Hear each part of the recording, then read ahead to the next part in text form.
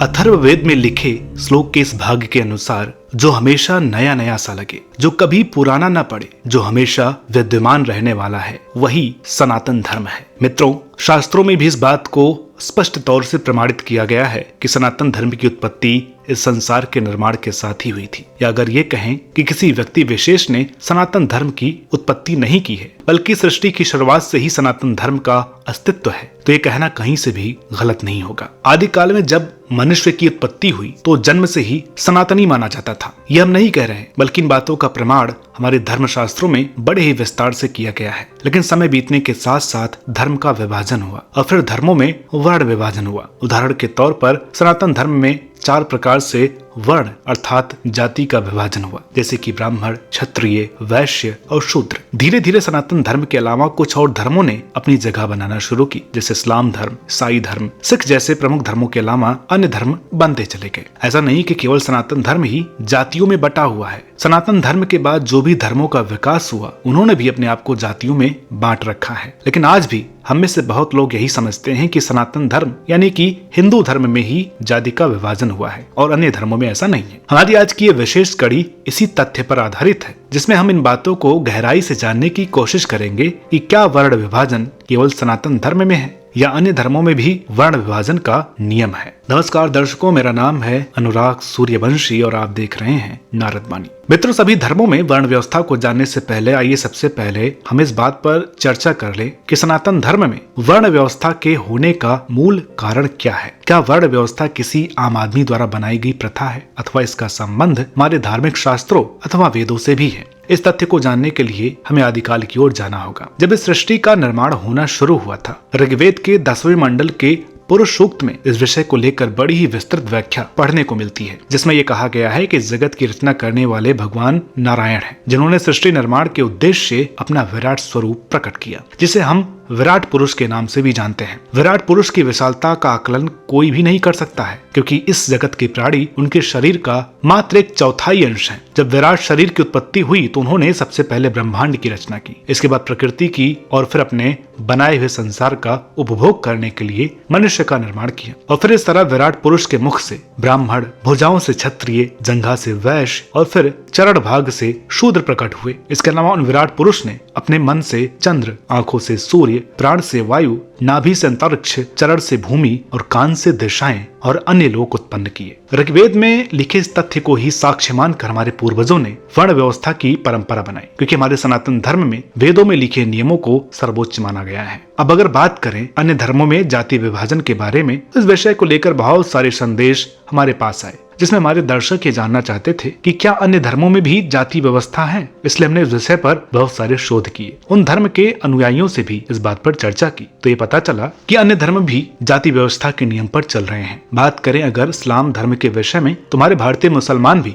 मुख्य रूप से 3 प्रकार की जातियों में बटे हुए हैं, जो कि अशराफ, अजलाफ और अर्जाल के नाम से जाने जाते हैं। जाने माने पूर्व राज्यसभा सांसद और पसमानदा मुस्लिम आंदोलन के नेता अली अनवर अंसारी के अनुसार अशरफ में सैयद, शेख, पठान, मिर्जा, मुगल जैसी उच्च जातियां शामिल हैं, जिनकी तुलना हिंदू धर्म के उच्च जातियों से की जाती है। वही अजलाफ वर्ग की जातियों के अंतर्गत अंसारी, मंसूरी, राइन, कुरैशी जैसी जातियां शामिल हैं। कुरैशी मीट का व्यापार करने वाले और अंसारी मुख्य रूप से कपड़ा बुनाई के पेशे से जुड़े होते हैं, जिनकी तुलना यादव, कोयरी, कुर्मी जैसी हिंदू जातियों से की जा सकती है। तीसरा और अंतिम वर्ग अर्जाल है। इसमें हलालखोर, हवारी, रज्जाक जैसी जातियां शामिल हैं। प्रोफेसर तनवीर फजल बताते हैं कि अर्जाल में वो लोग आते हैं जिनका पेशा हिंदुओं में अनुसूचित जाति के लोगों का होता है। इन मुसलमान जातियों का पिछड़ापन आज भी हिंदुओं की समरूप जातियों जैसा ही है। प्रोफेसर इम्तियाज अहमद बताते हैं कि मुसलमानों में भी जाति प्रथा हिंदुओं की तरह ही काम करती है। विवाह और पेशे के अलावा मुसलमानों में अलग अलग जातियों के रीति रिवाज भी अलग अलग हैं।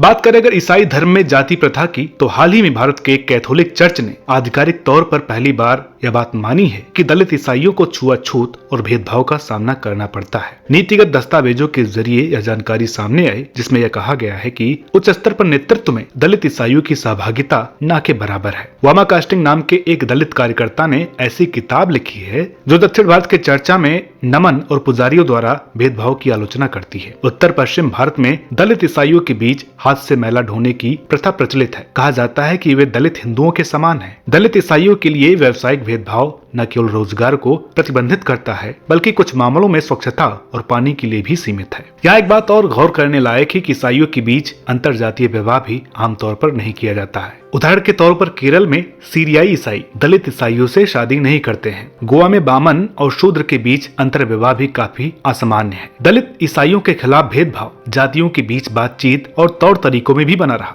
उदाहरण के लिए पहले के दिनों में निम्न जातियों के ईसाइयों को एक सीरियाई ईसाई से बात करते समय अपना मुंह बंद करना पड़ता था। जाति प्रथा को खत्म करने के लिए सिखों के महान गुरु गुरु नानक देव और अंतिम गुरु गुरु ग्रंथ साहिब ने इसका खुले रूप से विरोध किया। लेकिन इन दोनों गुरुओं के देहांत के बाद इनके नियमों को सही तरीके से समझने वाला कोई न रहा। लिहाजा सिख भी जाति प्रथा की बेड़ियों में बंधते चले गए और फिर सिख भी मुख्य रूप से दो प्रकार की श्रेणियों में बढ़ गए, जिन्हें कोर सिख और दलित सिख के नाम से जाना जाता है। अन्य समूहों में कुल 11 जातियां सिख धर्म के जातीय विभाजन के अंतर्गत आती हैं। जाट और कंबों को कृषि श्रेणी में रखा गया है, जबकि खत्री और अरोड़ा को हिंदू श्रेणी में, जो व्यवसाय के माध्यम से अपनी आजीविका कमाते हैं। कारीगर होने की जिम्मेदारी तारखान, लोहार, नई और छिंबा जातियों के कंधों पर आती है। कलाल, चमार और चुहरा सिख धर्म की 3 अन्य प्रमुख जातियां हैं। कुछ धार्मिक विद्वानों का यह भी मानना है कि सनातन धर्म से ही अलग होकर कुछ धर्म बने, जिनमें से सिख, बौद्ध और जैन धर्म शामिल हैं। लेकिन धीरे धीरे करके लगभग सभी धर्मों ने अपने अनुसार जाति व्यवस्था बनाई। आज की हमारी ये वीडियो किसी भी प्रकार की जाति व्यवस्था अथवा भेदभाव को बढ़ावा देने के लिए नहीं है और न ही किसी की धार्मिक भावनाओं को आहत करने के लिए है, बल्कि हम अपने माध्यम से आपको सभी धर्मों में जाति व्यवस्था की जानकारी देने का प्रयास कर रहे हैं। हमारे पूर्वजों ने जो नियम बना रखे हैं उन्हें तो हम किसी भी प्रकार से बदल नहीं सकते, लेकिन उन नियमों की सही जानकारी होना हमें आवश्यक है। जमीनी तौर से अगर हम सनातन धर्म में जाति व्यवस्था के विषय में बात करें तो ये बिल्कुल उसी तरह है जैसे कि हम सभी एक ही परिवार के सदस्य हैं, लेकिन हर सदस्य को उसकी योग्यता के अनुसार काम दिया जाता है और जो उस घर का मुखिया है उसके लिए सभी सदस्य एक जैसे हैं, सभी को वो एक जैसा प्रेम भी देगा। इस बात को एक और उदाहरण से समझ सकते हैं। जैसे हमारे देश में अलग अलग सरकारी विभागों में अलग अलग ओहदों पर अलग अलग कर्मचारी होते हैं। कुछ उच्च वर्ग के होते हैं, कुछ निम्न वर्ग के होते हैं। कुछ को तो कुर्सी पर बैठने का काम मिलता है तो कुछ चपरासी बनकर चाय पिलाने का भी काम करते हैं। लेकिन अगर हम स्वयं ही आपस में मतभेद पैदा करके लड़ते रहे तो घर के आपसी सदस्यों में एकता कभी नहीं रहेगी। ठीक ऐसे ही हम सभी एक ही धर्म से जुड़े हैं, लेकिन इस सृष्टि को संतुलित रूप से चलाने के लिए हर किसी को उनकी योग्यता के अनुसार अलग अलग जातियों में बांटा गया है। अगर हम इसके सकारात्मक पहलू पर विचार करें तो आपसी मतभेद का प्रश्न नहीं उठता है। दर्शकों, हो सकता है कि आज के इस विशेष अंक को देखने के बाद आपके मन में भी कुछ प्रश्न उठे, तो बिना किसी संकोच के कमेंट बॉक्स में उन प्रश्नों को आप पूछ सकते हैं। और अभी तक आपने हमारे चैनल नारद वाणी को सब्सक्राइब नहीं किया है तो आज ही सब्सक्राइब करें नारद वाणी। तो मिलते हैं आपसे अगली वीडियो में एक और नई जानकारी के साथ। तब तक के लिए नमस्कार।